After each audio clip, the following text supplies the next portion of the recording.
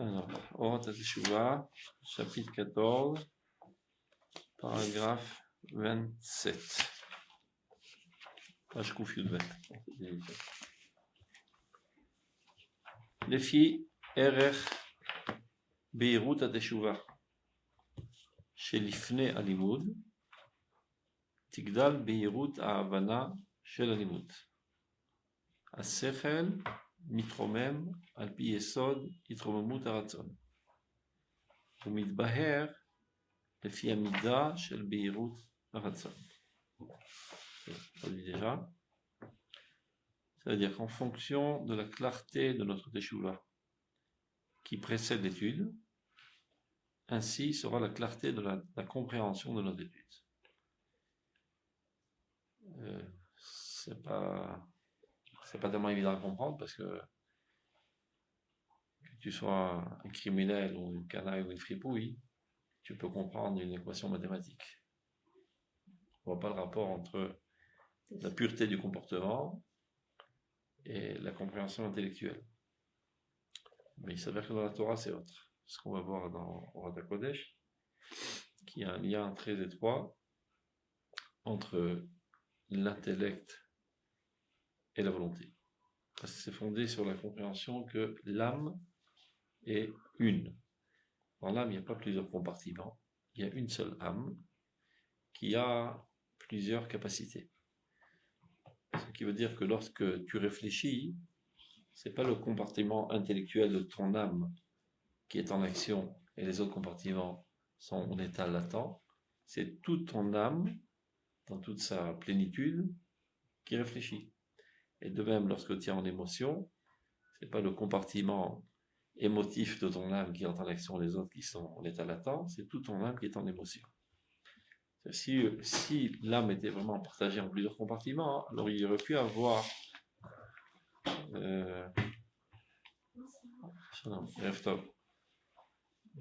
une telle chose que dans un domaine c'est grand, dans l'autre c'est petit.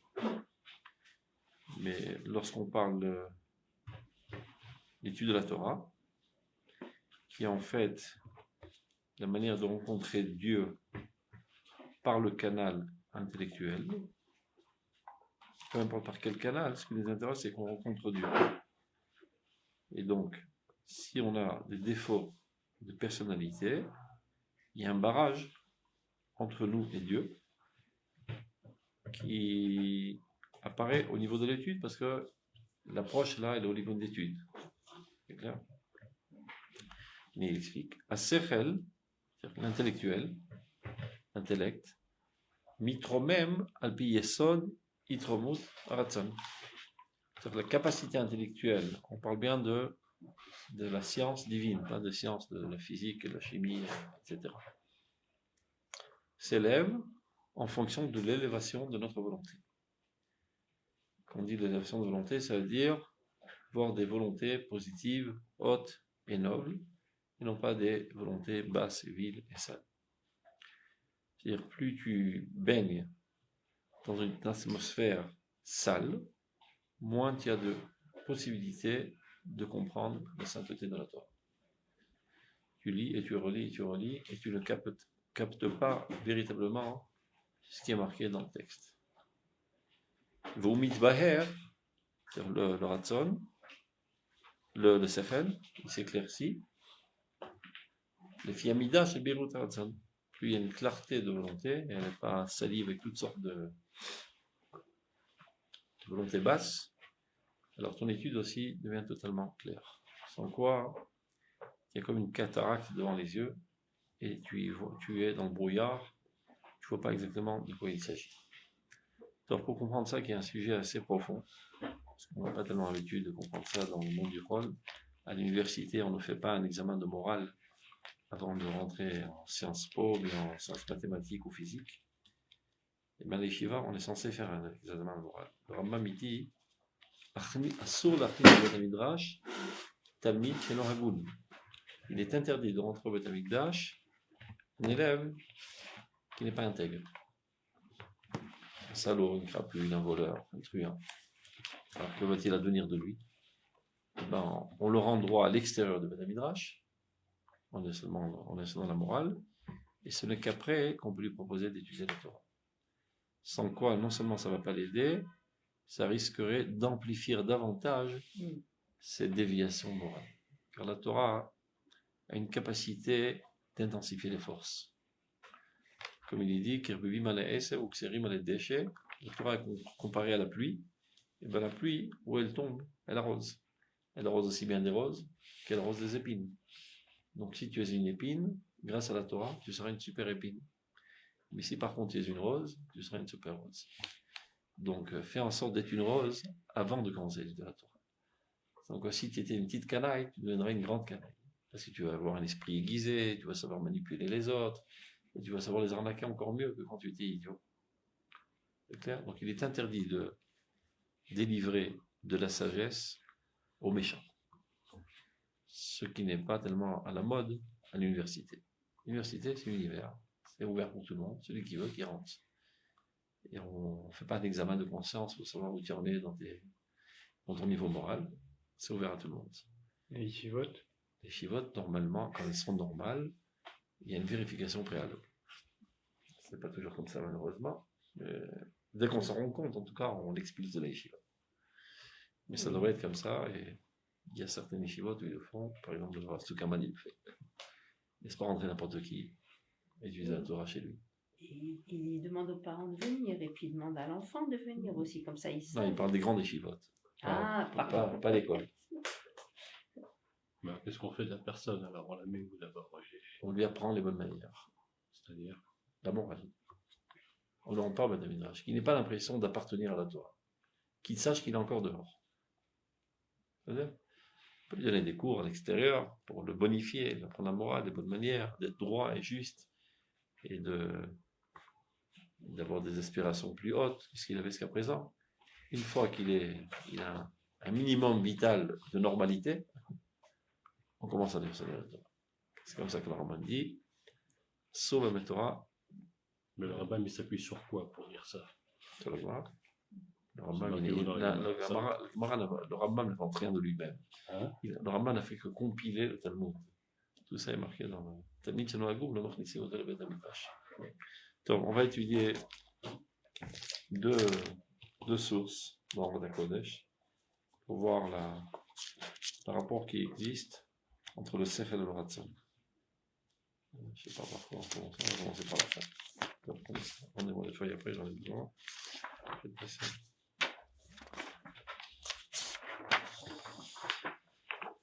Alors, on commence par ça, Resh Nun Het, de Rota Kodesh. Le prix de Rota Kodesh Aleph, page Resh Nun He. Resh Nun Het. Ardout Asechel Varatzon, c'est exactement le sujet. L'unité de l'intellect et de la volonté.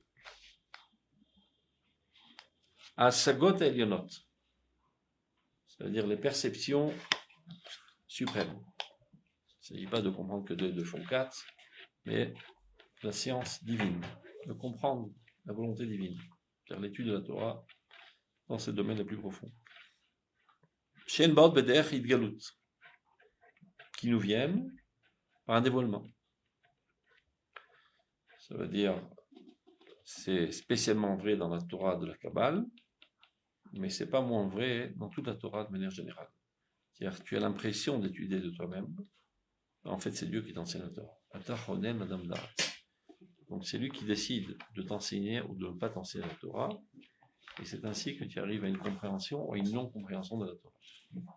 Mais en fonction de quoi il décide, si tu n'es pas assez pur, il ne t'enseigne pas. Il ne va pas faire lui-même de sa Torah un mensonge, puisqu'il a dit qu'il est interdit d'enseigner la Torah à quelqu'un qui est truand. Donc lui, Dieu, ne dévoile pas sa sagesse à quelqu'un qui est tordu. Shel olamim shlamim. Hi efshar lasigan ki im lefi ota amida sheratzon vasechel ememochodim ba'ardut gemura. On ne peut les comprendre véritablement, ces valeurs, ces thèmes profonds de la Torah, que s'il y a une profonde unité entre l'intellect et la volonté. Ça veut dire que tout ce que tu comprends, tu as une volonté de faire, d'appliquer, et tout ce que tu aspires à faire, tu vas essayer de comprendre comment le faire. Parce que tout commence, à vrai dire, par la volonté. Après que tu veux être bien et bon, alors tu vas acquérir les outils pour effectuer ce bien. Par exemple, un petit enfant qui rêve de venir en aide à tous les gens qui souffrent, depuis qu'il est petit. Donc son rêve, c'est de guérir tous les malades. Il a une volonté pure. Ah, mais il ne sait pas guérir les malades, il est petit. Donc il s'acharne à être un bon élève en classe, avoir 100 à tous les interros, pour pouvoir être accepté aux études de médecine. Après, il galère pendant 10 ans, et il acquiert au fur et à mesure des connaissances. Mais tout a commencé d'abord par une volonté positive de faire du bien. Clair? Shehu Yesod HaKodesh. Le fondement même de la sainteté, c'est ça. C'est l'unité totale entre la volonté et la connaissance. Anovea mimekor kabbalat malchut shamayim shelema. Évidemment, ceci découle de la réception du joug divin parfait, de vouloir adhérer à Dieu. Chez Shorshahu et Arat Or Ardut. Donc, si tu veux adhérer à Dieu, toi aussi, tu dois unifier ta personnalité. Il n'est pas plausible de s'approcher à Dieu si toi, tu es déchiré dans ta personnalité. Ça veut dire que d'un côté, tu acquiers des connaissances, des idéaux divins, de l'autre côté, tu ne les veux pas. Et tu ne les appliques pas, donc tu ne les veux pas. Ça veut dire de dire 3 fois par jour, Shema Yisrael Hashem Elokeinu Hashem Echad, c'est pas comme le font nos amis arabes crier sur tous les minarets, Allahu Akbar, ou bien nos amis chrétiens qui chantent Alléluia dans les églises. Dire Hashem Elokeinu Hashem Echad, c'est d'abord avant tout unifier ta personnalité. Que ce que tu apprends et que tu comprends que c'est la vérité, tu le veux et tu l'appliques. Tant que tu n'es pas comme ça, ben, le fait que tu dises 3 fois par jour Shema Yisrael Hashem Elokeinu Echad, tu es un menteur. C'est-à-dire que tu n'exprimes pas vraiment l'unité de Dieu parce que toi-même tu es déchiré. Et tu as du mal à comprendre qu'il puisse avoir une unité puisque tu vois que toi-même tu n'arrives pas à te réunir. D'un côté, tu comprends certaines choses. Et d'un autre côté, tu vois, tu te laisses aller toutes sortes de saletés, de tendances faibles de ta personnalité que tu n'arrives pas à surmonter et les unir au niveau de tes compréhensions. Donc tu en arrives à une ashlacha. En français, j'ai perdu mon Projection. Voilà, projection. Tu projettes de ta personnalité sur l'existence entière. Et de même manière que moi, j'ai pas réussi à unir ma personnalité autour d'un seul idéal, donc probablement que tout le monde est comme ça, et qu'il n'y a pas d'unité en fait. Et c'est un mensonge de dire Shem Yisrael, Shem Elokeinu, Shem Echad. Shem Madrigazu, ce niveau. Kol mashu muskal baskala ou mudba beomekarat. Qu'est-ce que ça veut dire de fait? Tout ce que tu comprends, eh ben, c'est profondément ancré aussi dans ta volonté. Et c'est ça toute la différence entre l'étude du Kodesh et l'étude du Chol. C'est-à-dire, ce qui fait la différence, c'est pas les thèmes qui sont étudiés, mais ce que ça fait comme effet sur ta personnalité. C'est-à-dire, toute étude qui est capable d'effectuer une révolution dans ta volonté vers le bien, s'appelle Kodesh. Et peu importe si tu l'as étudié de la Gemara, tu l'as étudié de la nature, tu l'as étudié de quoi que ce soit. Toute connaissance qui a eu une influence sur ta personnalité et augmenter ta volonté du bien, ça s'appelle Kodesh. D'un autre côté, tu peux trouver quelqu'un qui est assis par accident au Beth Midrash et qui apprend par cœur toute la Gemara. Mais ceci n'effectue aucune bonification de sa personnalité. Et bien, tout ce qu'il a étudié, c'était du Chol. Amavdil ben Kodesh le Chol, c'est-à-dire la séparation entre le Kodesh et le Chol, c'est pas les thèmes qui sont étudiés, mais l'effet que ça a sur notre personnalité. C'est-à-dire, qu'est-ce qu'il dit là, regardez. Bedregazou, ce niveau qui est décrit là, Kol Mashu Muskal Baskala, tout ce qui est perçu au niveau de l'intellect, ou Mudba Bomekaratsan, est profondément ancré dans la volonté. Ça va de pair. Ou Memele ou Midgashem. Donc de ce fait-là, il est aussi concrétisé parce qu'il y a quelque chose que tu veux ardemment, sans aucun doute, que tu courras pour l'appliquer. La zone, c'est la même racine que la route, qui veut dire courir. Quelque chose que tu veux, ben tu cours pour le faire. Et une fois que tu l'as fait, tu en es même satisfait. Comme on dit satisfait en hébreu, merutze. Tout ça, c'est la même racine. Rotze, rat, merutze. Donc, qu'est-ce qu'il faut faire pour faire courir les gens? Faire en sorte qu'ils veuillent. Tout simplement. Ça ne sert à rien de dire les 4 vérités en face. Si ça va exactement déclencher une réaction inverse. Puis voilà, j'ai fait la mitzvah de la Torah. Parce qu'il est marqué dans la Torah qu'il faut réprimander son prochain. Je l'ai réprimandé. Et ça a aidé à quelque chose? Non, ça l'a fortifié encore dans ses positions négatives. Alors tu as fait une avéra. Tu n'as pas fait la mitzvah de Torah. La mitzvah de Torah, dit le Chafetz Chaim, Ochacha. Ochacha, qui est une démonstration qui est profondément ancrée dans celui qui t'écoute. Qui arrive à le convaincre. Donc, certes de tous tes outils pour le convaincre, pour le persuader, pour le séduire, pour l'amener à être amoureux du bien. Vas et shiur shel kodesh. Ou sinon, c'est un shiur de chol. On me mêlait au mitgashem. Donc, quelqu'un qui est profondément convaincu, sans aucun doute, aussi il appliquera. Bachaim, dans la vie, befoal, dans la réalité. Ve'eno mistater ba'olam ha'maaseh. C'est pas quelque chose qui reste caché, enfui. Au contraire, qui est dévoilé, qui apparaît dans le monde du concret. Ki'im keshegormim leze, ki'im keshegoremet leze ata'aluma amurshechet shel teva achomer. C'est-à-dire, quand est-ce que la volonté n'arrive pas à se dévoiler? C'est quand cette personne est encore profondément enterrée dans sa métaréalité. Les gens qui sont enterrés dans des tombes, il y a d'autres personnes qui sont enterrées dans leur corps, qui n'est pas moindre. Très souvent, c'est encore pire. Ils sont esclaves des faiblesses de leur corps. Ils peuvent comprendre et décider, prendre plein de nouvelles résolutions, et malgré tout, ils refont les mêmes idioties constamment. Ils n'ont pas la capacité de surmonter les faiblesses de leur corps, les tentations, les envies, etc. Donc ce sont des morts vivants. Des morts qui ont une apparence vivante, mais qui sont enterrés dans leur corps. Il dit la Gemara, Rechaim bechayem nikreim metim. Les Rechaim de leur vivant sont considérés comme des morts. Alors que les Tzadikim, bemitatam nikreim chayim. Les Tzadikim de leur mort sont considérés comme vivants. Ils ont un impact sur la vie et sur le peuple d'Israël, et sur l'humanité entière, bien plus grande que le Rechaim.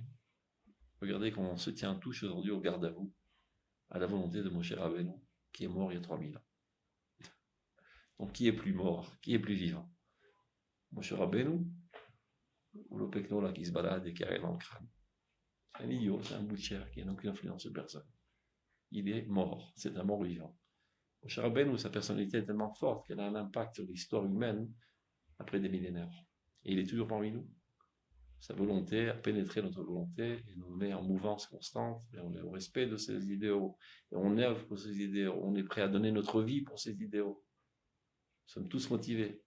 Donc, Rechaim, Bechayem, Nikrim Metim, Betzadikim, Bemitatam, Nikrim Chayim. Oui, en même temps, chacun a un rôle à jouer. Je veux dire, chacun a une mission, même celui d'idiot dont tu parles.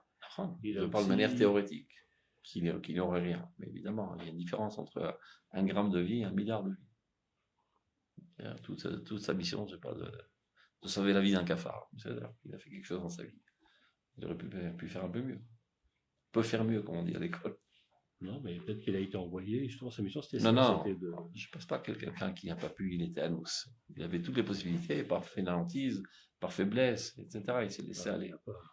C'est clair. Il n'a pas accepté sa mission. Non. Ouais, c'est ça. Ouais. En fait, même quand tu dis la mission, ça c'est bien pour les petits, c'est bien pour les histoires des chassidim, pour réconforter les gens qui ont échoué. Mais ta mission, elle est infinie, on va dire. C'est-à-dire, supposons que tu avais eu une mission du niveau 100 et que tu l'as accomplie. Alors, c'est fini, tu vas dormir. Tu ressens une nouvelle mission du niveau 1000. Et tu accomplis le niveau 10 000. Et que chaque personne doit se dire, ma taille est Guillaume Maasai et Maasai Votaï. Tu dois aspirer à être ressemblant à Avraham Avinu, Moshe Rabbeinu. Il n'y a pas d'aristocratie dans le peuple d'Israël. On n'est pas avec du sang bleu. Il y en a qui sont nés pour la grandeur, d'autres qui sont nés pour la petitesse. Non. Il n'y a pas un héritage spirituel. Torah Munachat Bekeren Zavit, Kol Hayotze Yavo Beiton. La Torah, elle est déposée ici sur la table, là. Il y a des livres sur la table. Celui qui veut, qui vienne, qu'il en prenne. Et qui grandisse. Pas parce que tu es le fils du rabbi que tu seras rabbi. Comme c'est la mode dans certains mouvements. De la même manière que c'est pas parce que tu es le fils d'un mathématicien que tu seras mathématicien. C'est une idiotie sans pareil. Il n'a pas d'aptitude, il n'aime pas les maths. On n'est pas obligé d'être matheux. Ouais, mais ça gagne bien et c'est une bonne position, il est à ton trône et tout est prêt déjà. Donc mon père était rabbi, je suis rabbi. Même dans la politique, il y a pas mal de choses comme ça. Si vous voyez un petit peu la familologie, ça se dit, il y a pas mal de parenté. Les pistons, ils ont fait rentrer dans le système. C'est comme ça que parfois il y a des nouilles qui se trouvent au pouvoir. Quand je dis parfois, je suis sympa. On en connaît. C'est pas ce qui manque. On continue. Vaz mitkayem bechol hamilui atochen shel machshava tova kajvu mitzafa lemaaseh. Une bonne pensée. Dieu la considère déjà comme une action. Pourquoi il la considère comme une action? Parce que sans aucun doute, cette bonne pensée déclenchera une action. À moins qu'il y ait force de casse majeure. Cas de force majeure. Et alors, mamash, même que tu n'as pas fait l'action, c'est considéré comme une action. Mais de manière générale, s'il n'y a pas eu un cas de force majeure, toute pensée positive va déclencher une volonté de faire, qui va déclencher une capacité d'affronter les problèmes et de les résolver. Les résoudre. En anglais, on dit de résoudre. Ah, voilà, je me vois. Pas que je parle d'allemand, mais anglais. Oui, mais il y a aussi le Yetzer Hara qui est là. Le Yetzer Hara, c'est sympa, encore une fois, pour les nouilles. Pour les nouilles. Ah. Comme si qu'il y a un petit monstre avec une fourche et une queue avec un houp qui vient de tenter. Ça vient de l'église, toutes ces idées idiotes. Yetzer Hara, c'est toi. Satan, c'est pas une entité extérieure à ta personnalité. D'où je le sais. Parce qu'on dit à Satan. On ne dit pas à Yosef, à Moshe, à Aaron. Comment t'appelles? À Chaim. Quand tu mets Ha, article, ça vient définir une action. Par exemple, tu dis le danseur.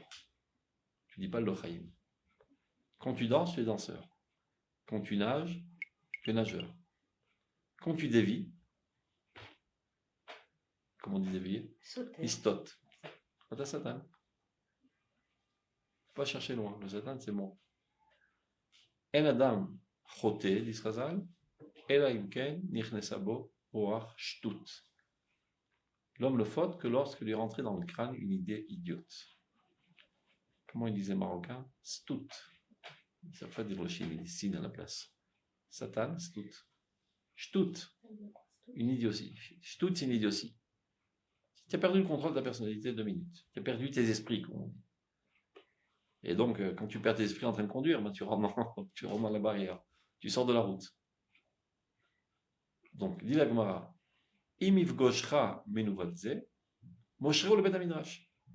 Si cette crapule, cette fripouille, le Satan te rend compte, tire-le au bet midrash. Ça ne veut pas dire que tu dois piquer un sprint et chercher le premier pédabridash aux alentours.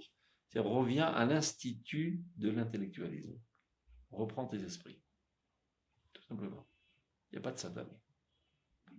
Quand tu perds la raison, quand tu te laisses aller à des imaginations et des fantasmes, tu es Satan. Quand tu danses, tu es Ragdan, Irkod, Ragdan. Quand tu nages, Soché, Sachian, tu es un nageur, Sachian. Et quand tu dévis, tu es Satan. C'est clair? Le Satan, c'est moi. Pas quelque chose d'intérieur. J'ai de temps à autre des tendances à me laisser échapper, perdre mes esprits et me laisser aller à mes faiblesses corporelles ou autres. Tu reprends le contrôle de ta personnalité et c'est comme ça que le Satan s'évapore. Clair? Tov.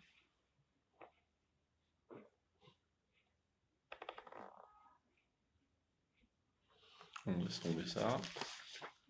On va encore plus les feuilles. On a vu sur le premier paragraphe de Rosh Kodesh. Là, on a vu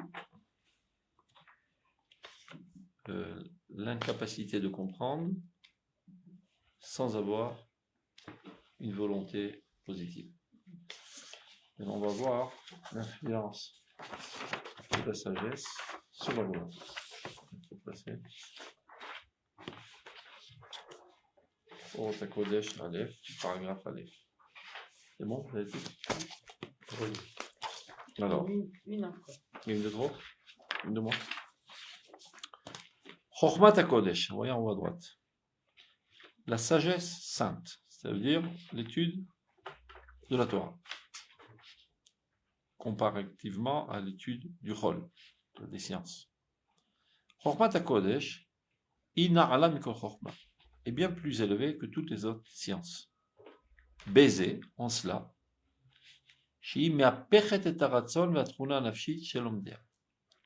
qu'elle effectue une volonté, une révolution dans la volonté et dans le caractère de ceux qui l'étudient. L'écarvam, de manière à les rapprocher, Leota aromemut shibiatzma mitatsemet ba, aux hautes sphères desquelles elle traite.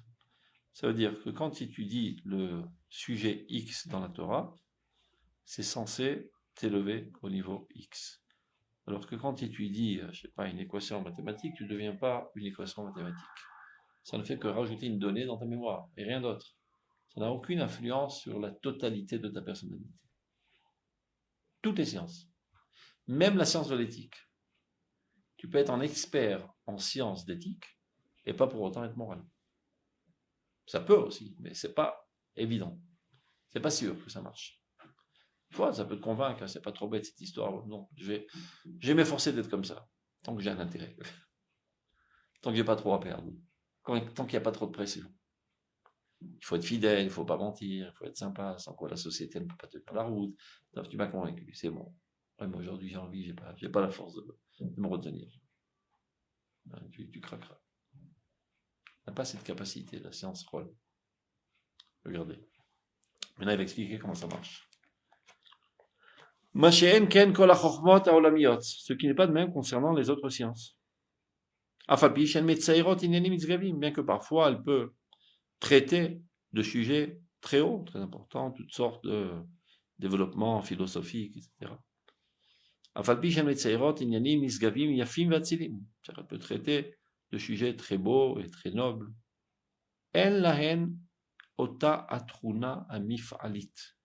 Toutes les autres sciences n'ont pas cette capacité active sur ta personnalité. D'être capable d'élever l'essence profonde de l'étudiant vers ses valeurs. Ou bémet, elle a une yachas klal, les yeterakochot va'atzmiut shel adam. Et plus exactement, toutes les autres sciences n'ont pas de relation quelconque même avec les autres forces de la personnalité, chutz mikocha madai, mis à part sa force intellectuelle. C'est-à-dire, ça lui rajoute des données dans sa cervelle, ça peut aussi aiguiser sa cervelle. À force d'étudier des maths, tu deviens un peu plus intelligent, sans aucun doute. Ça t'aiguise la cervelle. Alors, comment on dit, à force de forger, tu deviens forgeron. Mais c'est pareil. À force d'étudier des choses compliquées, tu as plus d'aptitude maintenant à comprendre des choses compliquées. Donc, sans aucun doute, à force d'étudier des maths, tu deviens plus intelligent. Mais c'est tout. Tu ne deviens pas plus moral. Il n'y a pas une volonté plus forte dans la vie, etc., etc. Tu peux être un génie et un faiblard en même temps, et qui succombe sur n'importe quelle pression, n'importe quelle menace. Ça n'a aucune influence sur la plénitude de ta personnalité. Même la philosophie. Regarde. Tu es un expert en la matière de tous les courants philosophiques, mais tu es une nouille. N'importe quel idiot et une petite menace, tu craques. N'importe quelle tentation sexuelle, tu craques. Bien que tu viens de donner une conférence de l'importance de la tzniut, etc. Elle n'a pas cette capacité. Mais elle va expliquer comment ça marche. Regardez. Ta'amadavar. Quelle est la cause de ça? Qui kol inene à Kodesh, tous ces sujets-là de la sainteté, la science divine, Mimekor chaya chaim embaim. Ce n'est pas une science humaine. Ça vient de la source de la vie de toute la vie. La source de la vie. La Kadosh Baruch Hu. Mi yesod hachayim amehave et akol. Du fondement même de la vie qui donne existence à tout ce qui existe. Tout ce qui existe dans ce monde n'existe que par l'existence divine qui s'y trouve. Dieu est en création constante de l'existence. C'est pas qu'il a créé le monde et il est allé en vacances. Constamment, Dieu se trouve derrière tout, pousse tout et fait tout avancer et fait tout vivre. Et ben, dans la Torah se trouve le divin créateur. Veyesh bekoach hatochen hamekudash laavot hamon bruim l'entachlit. Cette entité sainte qui est la Kadosh Baruch Hu a cette capacité de créer d'innombrables créatures constamment. Amechadesh betuvo vechol tamid maaseh bereshit. Dieu crée et rénove constamment toute l'existence. Linto hashamayim velisod haaret, de dresser les cieux, la terre. Donc, Kal vachomer, à plus forte raison, le'adbiya tzora chadasha umuvletet ala nefesh ha'ogeh, d'avoir un impact sur l'âme qu'il rencontre. C'est-à-dire de la même manière que Dieu crée constamment toute existence, chaque fois que tu lis la Torah, tu rencontres le Créateur, et le Créateur te recrée à nouveau. C'est-à-dire, supposons que ta personnalité est composée d'une multitude de particules, et si les particules ne sont pas tout à fait au point, et ben ta personnalité aussi n'est pas tout à fait au point. C'est comme une image sur l'écran de l'ordinateur, un paysage. Ben, il est constitué de, je sais pas, de millions de petits pixels. Et non, si les pixels ne sont pas tout à fait au point, il n'y a pas assez d'électricité, l'intensité de la lumière n'est pas tout à fait au point, bien ça dégouline un petit peu sur les coins, et c'est pas exactement tracé chaque pixel, et ben la photo sera complètement naze. Maintenant, si quelqu'un vient et commence à réparer chaque petit pixel, remettre au point exactement comme il le faut, l'image sera parfaite. Ben, c'est exactement ce qui se passe chaque fois qu'il lit la Torah. Chaque fois qu'il lit la Torah, le divin qui se trouve dans la Torah, qui est le créateur constant, recrée à nouveau toutes les composantes de ta personnalité et les remet au point. Et tu subis, sans t'en rendre compte, une transformation psychique. À tous les niveaux de ta personnalité. C'est pas que tu as accumulé une nouvelle connaissance dans ta mémoire. Tu as été recréé. Mamash. Ok ? Regardez. Donc il dit Kal vachomer, si Dieu est capable de créer tous les mondes, tout l'univers, constamment. Avec toi qui est une petite pierre de rien du tout. Kal vachomer, le'adbiya tzora chadasha. Le'adbiya, c'est un tampon. D'imprégner en toi une nouvelle forme. Au mouvletet, à la nefesh ha'ogeh, sur l'âme de celui qui étudie ces textes emplis de divinité. Il faut comprendre que la Torah, c'est pas une science qui nous a été donnée il y a 3000 ans et par nostalgie, on étudie cette science archaïque. Comme si on allait voir un musée archéologique. Chaque fois qu'on étudie la Torah, on rencontre Dieu. Comme chaque fois que je te rencontre et que je touche ta vie. Et il y a de la vie dans ce corps. Mais la Torah, Keviechol, c'est le corps d'Akadosh Baruch Hu. Goufa de Malka. Quand je t'enlace, ben, c'est pas tes bras que j'enlace, c'est ta vie. Je voudrais m'unir à ta vie, mais j'ai pas de possibilité parce que tu apparais en tridimensionnel. Ma seule possibilité d'être en contact, que ma vie soit en contact avec c'est de contacter par les éléments extérieurs, par les apparences. Au toucher, à lui, peu importe. Comment que je peux embrasser, enlacer Dieu, rentrer en contact direct avec Dieu? C'est la Torah. Donc chaque fois que je rentre en contact avec la Torah, le divin me pénètre et me recrée à nouveau. Et remet à point tous les éléments qui constituent ma personnalité. Shakol Madaïm, toutes les sciences, sans aucune exception. Du Chol, comment on traduit Chol? Chevet de bonheur. Du profane. Ouais, comme ça qu'on dit en chrétien. C'est une profanation d'étudier la science. Il n'y a pas de traduction.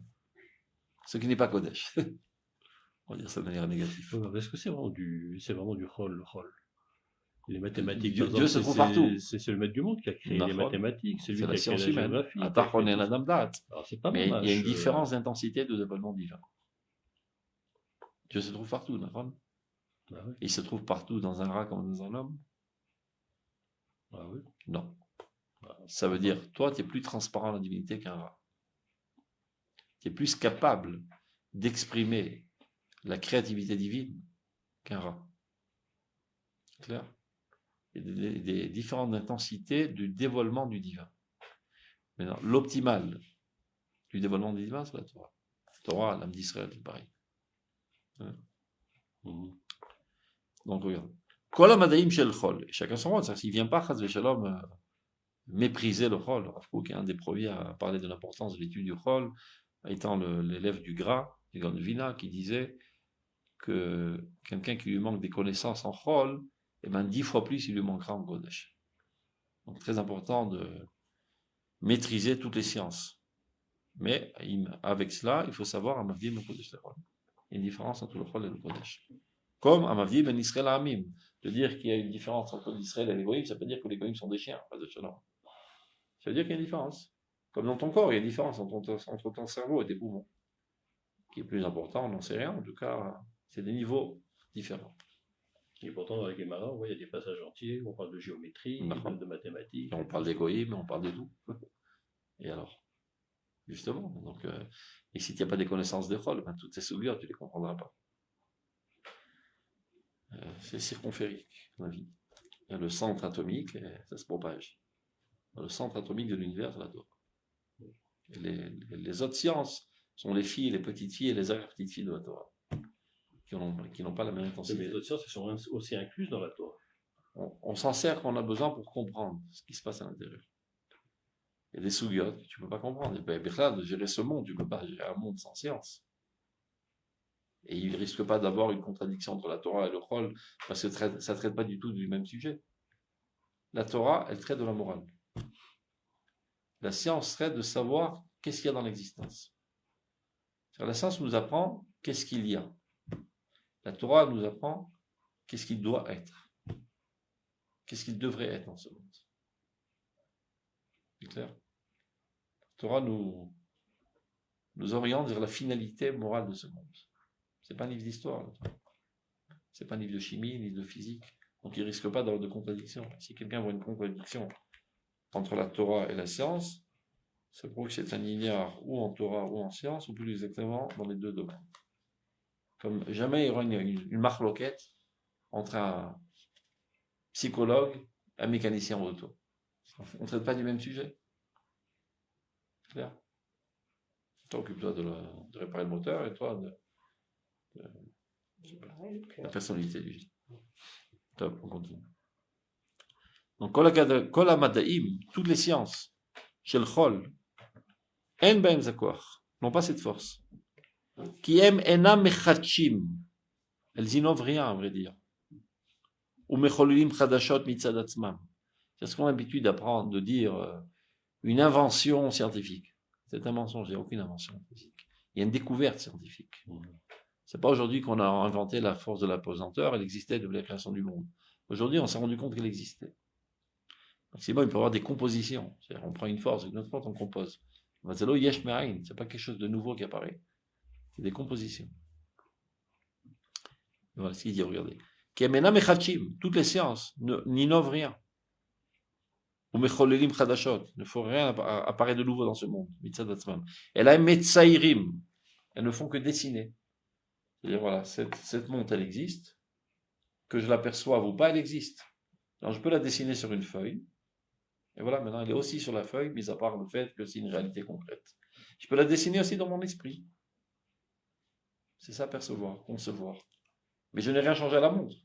Le fait que moi, j'ai compris quelque chose, ça n'a rien changé à la montre. La montre, elle existait, que je la comprenne ou pas. Donc, toutes les lois de la nature qui régissent la nature, avant qu'il y ait un scientifique dans ce monde, elles existaient quand même. La science a fait que les comprendre, et après que tu as compris, tu peux faire toutes sortes de choses à partir de cette compréhension. Tu as compris comment ça marche, alors tu peux faire un avion, tu peux faire toutes sortes de choses. Mais tu n'as pas inventé, tu n'as fait que mise à l'œuvre des potentialités qui existaient déjà. Ouais. C'est même pas de mise à l'œuvre, c'est une application en fait. Donc c'est ce qu'il dit. Elahem Metzairim, toutes les sciences ne font que dessiner, ou Metzigim est présenté, l'ifine Ashkafa Sikhlit, dans la perception intellectuelle, Et mashu nimsa b'mtziut, ce qui existe déjà dans la réalité. Valken et nami cholim gam la'asot et taoge bahem les briya chadasha. C'est la raison pour laquelle ils n'ont pas cette capacité de transformer ce qu'il étudie en une nouvelle créature. La koroto ma'atzmiut trunota varaot. Et le déchirer de toutes ces tendances négatives et mal. Elles n'ont pas cette force. Même la psychologie qui se dit être la science de l'âme n'a aucune aspiration même à rendre l'homme plus moral. C'est pas une science normative de dire ça c'est un bon comportement, ça c'est un mauvais comportement. Ça, peu importe ce que tu veux faire dans la vie, c'est pas mon rôle en tant que psychologue. Tu veux violer, tu veux, je sais pas, tromper ta femme, je vais juste t'expliquer comment ne pas rentrer en stress quand tu trompes ta femme. Et je vais pas te dire, oh, c'est pas joli de tromper ta femme, c'est pas moral, je vais essayer de te convaincre. Ils ont mis Tiameret. On dit Tiameret, elle aspire même pas à s'occuper de ce domaine. Et les gens se gourrent, ils pensent que Madaya Nefesh, qu'on appelle aujourd'hui les sciences de l'âme, c'est comme la Torah. C'est la Torah traite de l'âme, et la psychologie traite de l'âme, c'est pareil, ça n'a aucun rapport. Amavdil, même code de Shtechol. Il y a certains aspects positifs dans la psychologie, il y a beaucoup de bidons aussi, mais il y a des choses positives aussi. On apprend, les gens qui ont craqué psychologiquement, on les remet sur le bon. Une santé morale. Mais jamais on leur mentale, pas morale. Jamais on les remet sur le chemin de la moralité. En aucun cas. Ils l'ont mis c'est ce qu'il veut dire. Donc, l'accord automatique tronota varaot. Elle n'est pas capable d'écarter l'homme de toutes ces tendances négatives. Velamido metzav shemitzut radasha. Et le remettre dans une nouvelle existence. Théora vechaya. Pure et vivante, Beor Chaim Amitim, la lumière de la vie réelle de Dieu. Amdim Nardead, qui elle nous amène à l'éternité. Donc, on a compris plus ou moins, dans le Rav Kook, il y a des centaines de pages qui traduisent dans le Kodesh. On a compris ce qu'il a dit dans Rosh. On ne va pas tout lire, on est parti pour des heures. On reprend notre Pisca. Maintenant, c'est plus clair. Et le Nefesh HaChaim, qui est l'élève du Ganovin, là, il préconise ça les patries, là. Avant toute étude de la Torah, fais tchouva. Avant de commencer d'ouvrir un livre de Torah, fais tchouva. Ou sinon, t'es mal parti, tu vas rien comprendre. Mais c'est toute une vie, ça, tchouva. Ok, moi, que tu aies des irouré tchouva. Tu te remets en question. Et si tu sais spécialement qu'il a fait une faute aujourd'hui, et ben, d'avoir des profonds remords contre cette faute, et si tu ne sais pas spécialement une faute, ben c'est pas grave, hier j'ai fait une faute, et dans 3 minutes on fera une autre. Je pense que donc, Tchouva sur la Torah. Tchouva, c'est de dire ce que j'ai fait, c'est mal, et je manifeste contre cela, et je ne suis pas d'accord. Mais pour arriver à ce stade-là, il faut un catalyseur. Et alors, c'est quoi? La Torah que tu avais jusqu'à présent te permet de faire Tchouva. Maintenant que tu as fait Tchouva, tu peux comprendre encore plus la Torah. Demain, tu auras un plus haut niveau de Torah, tu auras un plus haut niveau de Tchouva. Et c'est boule de neige. C'est clair? Et puis, comme dit madame, c'est toute la vie qu'on fait toujours. Bon, moi, ce que tu sais, ce que tu comprends, selon ta compréhension de la gravité de la faute, tu fais Tchouva. Demain, tu comprendras encore plus la gravité de la faute. Et en conséquence, tu feras Tchouva. Okay. Même avant de plier, avant de faire l'amida. Avant de l'amida, avant de plier. Avant de faire les choix. Même la première phrase contre Hachem, ça va les tard. choix de l'âme. Si on veut. J'ai pas vu ça marqué quelque part, mais pour la Torah, c'est marqué en tout cas. Kitzachia. Tchouva, zémé le malade. Je sais pas, peut-être. On reprend dans le texte. Donc, les filles RR Beirut à Teshuvah. Donc, relativement à la clarté de notre tchouva, c'est une tchouva bien sincère. Chez l'ifne alimoun, qui précède l'étude, tigdal beirut avana, grandira la clarté de la compréhension pendant notre étude. Car,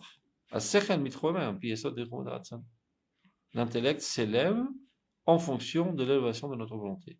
Plus tu as une volonté pure, et comme un rabbin, qui est mort il y a quelques années, avant de mourir, il a dit en conclusion de sa vie, j'ai essayé de faire le bien. Nisiti leotov. C'est ce que j'ai recherché toute ma vie. C'est ce qu'il faut faire.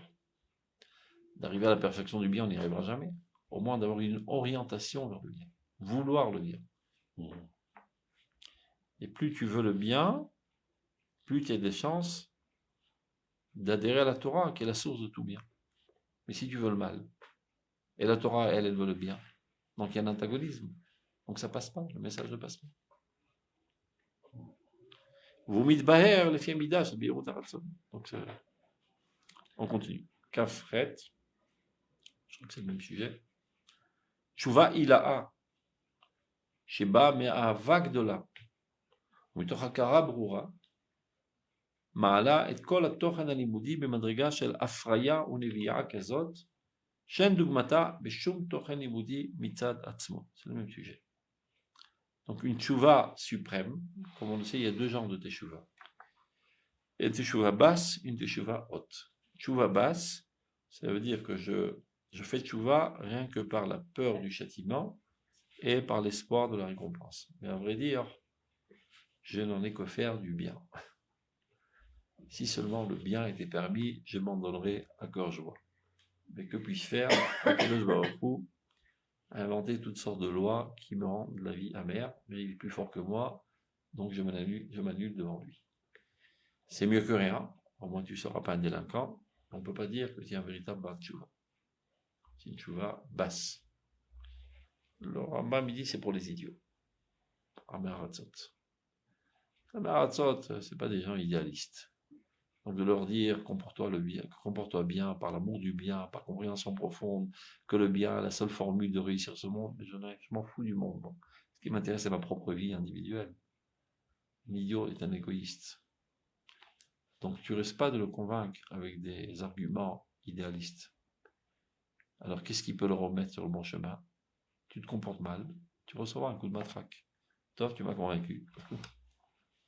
Comme il n'a pas envie d'avoir mal au dos, donc il se comporte comme il faut.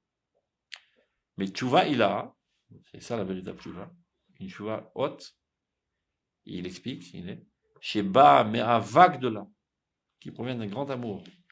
Encore une fois, il faut comprendre, grand amour, c'est pas un extase émotionnelle, et de danser et de sauter comme un ressort.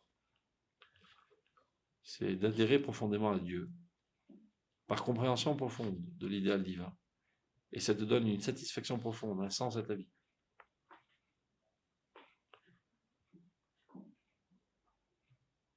De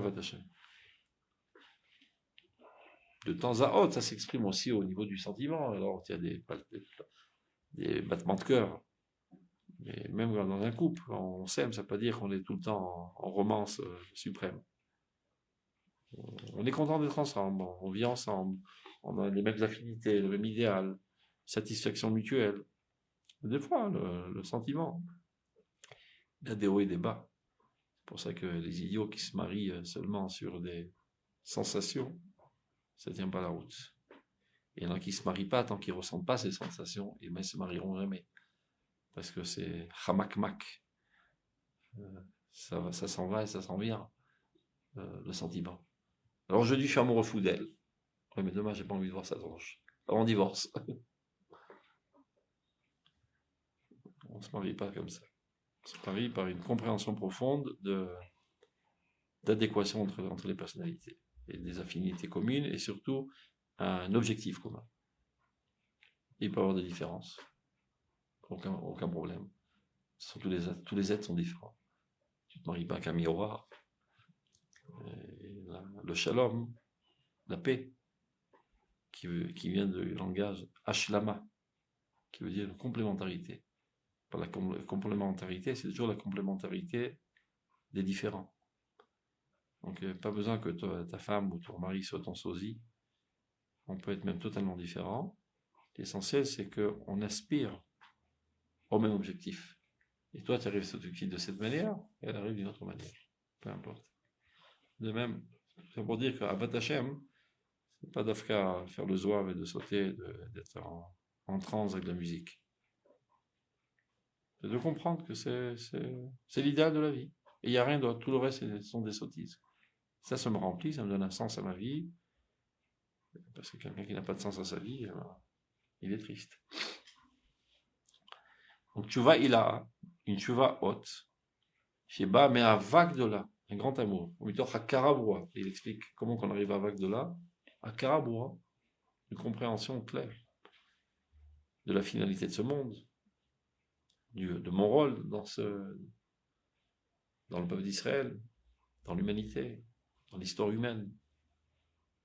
La Karaboua. Donc une telle tchouva, Ma'ala, est capable d'élever, et kol atochen alimoudi, toute l'étude, bemadraga chez la Freya.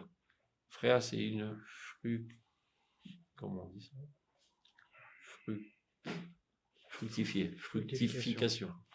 Fructification, ou Nevia. Nevia, c'est quelque chose qui découle d'une source. Ça veut dire, c'est une étude débordante de Hidushim. Mais je veux la teshuva dite basse. Ça peut être une étape vers la teshuva dite haute. Donc la teshuva dite basse, c'est déjà un certain niveau. On peut pas dire que ce sont des idiots, des imbéciles. C'est le Rambam qui a dit, c'est pas bon. De toute façon, on n'a pas le droit de parler comme ça d'un juif. C'est le Rambam qui a dit, je m'excuse. Il vient l'armée à Ratzot. Aujourd'hui, dans notre génération, dans notre génération, selon le Rav Kook, il n'y a pas d'Amé Haratzot aujourd'hui. Il n'y a pas de Amé Haratzot. Amé Haratzot, ce n'est pas des ignares en Torah. Ce sont des sales types. Mais il n'y a pas de sales types dans le clan d'Israël. Il y a des sales types dans l'Israël. Au niveau de l'âme, on est tous très purs et très saints. Mais des gens qui ont un comportement vil et des aspirations sales sont des sales types. Et les sales types, on ne peut pas les convaincre par des arguments idéaux. Les flics, ils s'en occupent. Les voleurs, les truands, les assassins, les violeurs, sont des sales types. On peut leur dire, écoute, contiens-toi pour construire le monde. Je m'en fous du monde. Je me soucie que de mon intérêt personnel. Ouais, tu te comprends de la sorte, tu rentres, toi. Attends, j'ai compris. C'est tout ce qu'il comprend. Il n'y a pas que dans le peuple d'Israël. On a des voisins autour qui comprennent que ce langage. Pourquoi ils nous cherchent, nous, ces idiots-là? Ils ont une mauvaise idée dans la tête qu'il faut jeter tous les juifs à la mer. Pourtant, on leur explique, le peuple d'Israël, le peuple saint qui va apporter la lumière à l'humanité entière, ça ne les convainc pas. Mais il y a des arguments de 8 mm, 16 mm, 24 mm, ça les convainc. Un gros obus, ça les convainc très bien. Ils restent gentils pendant quelques mois. Après, hop, ça leur passe. Ils commencent encore à faire des idioties, encore un autre obus, ça les calme. Évidemment que ce n'est pas un idéal. Mais il vaut mieux ça que d'arrêter toute la machine du développement de l'humanité. Non, mais justement, l'idéal, ce serait que tout le clan le fasse tchouva, une vraie tchouva. Dans un premier temps, les gens, il dit le Rav Kook dans Moussar Michash, si je me trompe, Midotria, je crois. Les gens qui sont profondément ancrés dans les saletés sexuelles. Les belles paroles n'ont aucune influence sur eux. Ils sont malades. Mais il y en a plein dans ce monde, malheureusement. Les belles paroles n'ont aucune influence sur eux. Leur cervelle est totalement givrée de saleté toute la journée. Les beaux idéaux n'ont aucune influence sur eux. Donc, Rak, Ritsua Bisha, marqué dans le Zohar, la ceinture. C'est pas un idéal, mais juste pour les sortir. Parce qu'ils sont en train de sombrer dans des sables mouvants. C'est pas le moment de faire des discours, il faut les sortir. Donc, en leur faisant peur, ils sortent parfois. Une fois qu'ils sont sortis, on commence à véritablement leur enseigner c'est quoi la tchouva, par l'amour de l'idéal.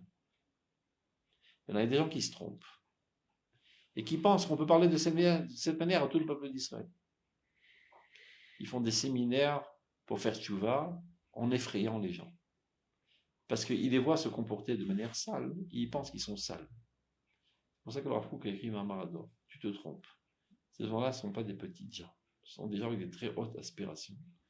Et qui n'ont pas trouvé comment les exprimer. Donc il faut parler dans un autre langage. Maintenant, bien que Maharador ait été écrit, même dans cette génération, il y a des exceptions à la règle, qui sont dans les marges de la nation, qui pour eux, les grands discours idéalistes n'ont aucune influence. Alors pour eux, il y a certains rabbins qui existent dans notre génération, c'est leur rôle, tous ceux qui peuvent. Donc tout ça c'est très bien. Le problème, c'est que ces séminaires sont filmés et transmis et diffusés. Et ça c'est la catastrophe. Si c'était à huis clos, comme on dit, fermé hermétiquement, que devant une centaine de personnes, qui sont tous très bas, et que seulement par la peur du châtiment, ils ont la capacité de sortir de cela.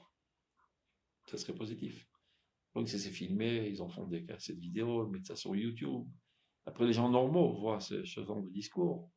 Alors si jusqu'à présent ils avaient un écart d'1 kilomètre de la Torah, mais non, ils prennent un écart de 100 kilomètres.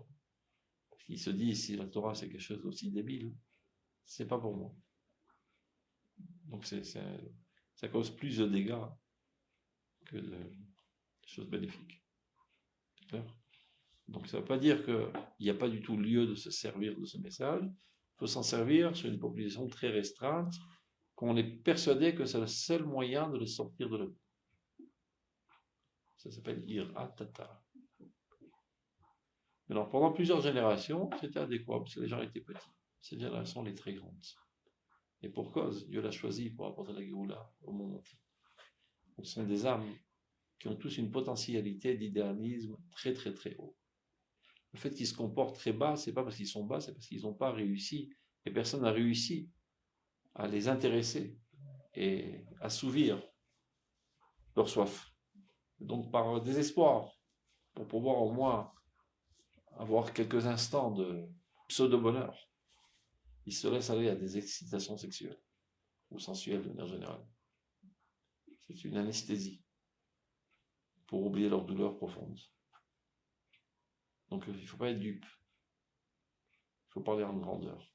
Et c'est ça qui les sortira. Et il y en a d'autres qui sont tellement givrés que ça ne sert à rien, il faut les frapper.